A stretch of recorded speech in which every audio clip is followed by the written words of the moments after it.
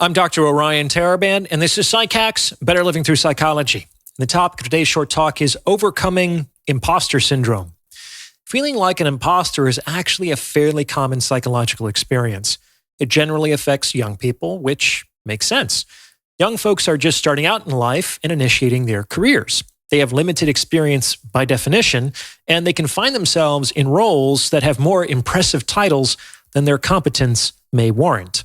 And so there is a felt disjunct between the expectations of others and their own capacities to discharge them.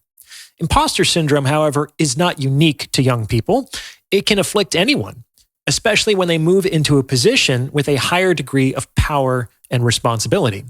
Today, I'm going to be talking about the paradox at the heart of imposter syndrome, how to resolve it generally, and my own experience overcoming this feeling as a novice therapist. That's right. What you have to first understand is that there is a paradox at the heart of this syndrome. Rationally, it makes no sense whatsoever. Here's why. On the one hand, imposters believe that they are completely incompetent and inept, and that it's only a matter of time before the more competent and capable people whom they serve and work under will discover the truth about their incompetence. And on the other hand, in order for the syndrome to exist, imposters must also believe that they are sufficiently competent and capable to fool all the people whom they serve and work under, people that they also believe to be more competent and capable than they are, into believing that they are, in fact, competent and capable. That's the paradox at the core of imposter syndrome. I'm incompetent at my job, but I'm competent enough to fool everyone around me into thinking that I'm not. You see, it's completely irrational. Both of those things can't really be true at the same time. So, how does one resolve imposter syndrome? I think the way to resolve this feeling is to understand it for what it really is, namely, a bid for reassurance. When we enter into a new role or a new position of responsibility, the vast majority of people reasonably want to know whether they are meeting expectations, whether they're doing it right, whether they're doing a good job. They lack an internal capacity to evaluate their own performance. And oftentimes, in the beginning, external feedback isn't necessarily forthcoming.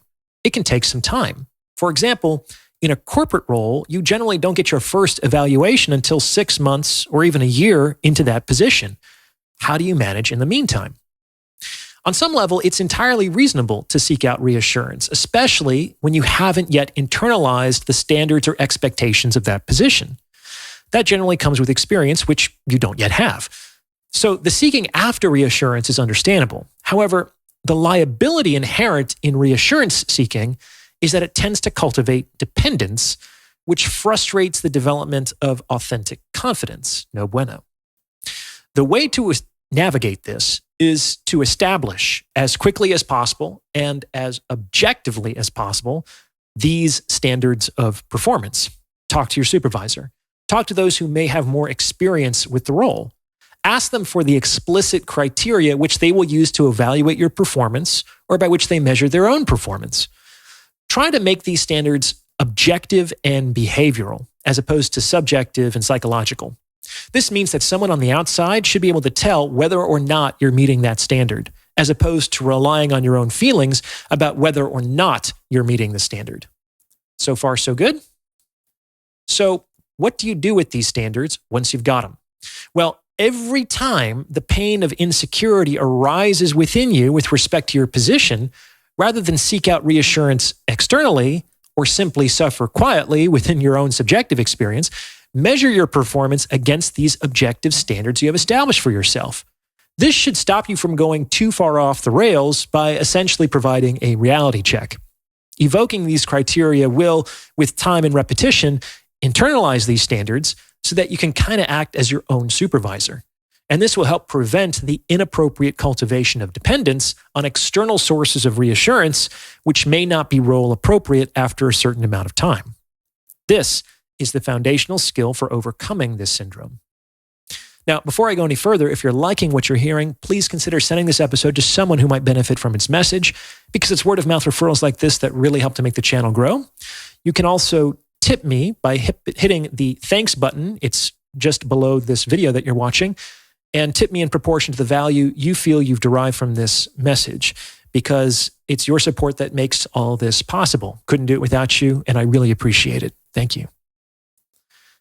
Now, there are some other things to keep in mind that will also help to accelerate your process in overcoming this imposter syndrome. First of all, it's useful to appreciate the vast majority of people don't really know what they're doing, and they're in positions of power and authority anyway. This is because the number of problems that exist greatly exceeds the number of competent people capable of solving them.